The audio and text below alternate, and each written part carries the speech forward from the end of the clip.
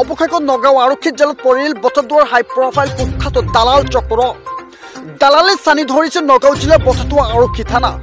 কোনে কোনে দালালি কৰে বটদ্ৰৱা আৰক্ষী থানাত? সংগঠনৰ নাম লৈ অসাধু নেতা পালি নেতা, সাংবাদিকৰ নাম লৈ ভুৱা সাংবাদিক, গাঁওৰক্ষী বাহিনীৰ নাম লৈ সম্পাদক প্ৰমুখ কৰি এখন দীঘলীয়া তালিকা। শেহতীয়াকৈ নগাঁও আৰক্ষী জেলত পৰিছে নিজকে ছেটেলাইট চেনেলৰ সাংবাদিক বুলি চিনাকি দি দাবী ধমকি আৰু ব্লেকমেইলিঙৰ জৰিয়তে অবৈধভাৱে ধন সংগ্ৰহ কৰি অহা বটদ্ৰৱাৰ হাইডুবি গাঁৱৰ কুখ্যাত দালাল ছাদ্দাম হুছেইন।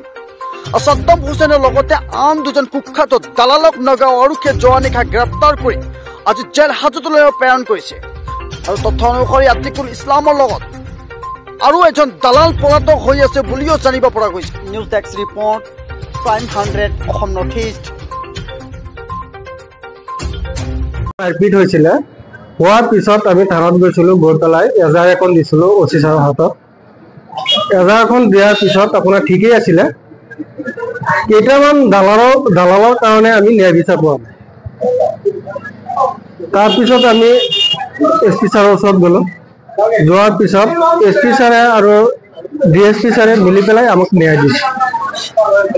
এতিয়া আমি SP ছাৰক আৰু DSP ছাৰক আমি বহুত ভাল লাগিছে, আমাৰ ন্যায় বিচাৰ দিছে, আমাৰ বহুত শুভেচ্ছা জনাইছোঁ, ভাল লাগিছে। আৰু দুটামান দালাল এতিয়াও খোলা আকাশৰ তলত ঘূৰি আছে। এই দুটাকো পৰাস্ত কৰিব লাগে, দুটাকে পৰাস্ত কৰে আমি অনুৰোধ জনাইছোঁ।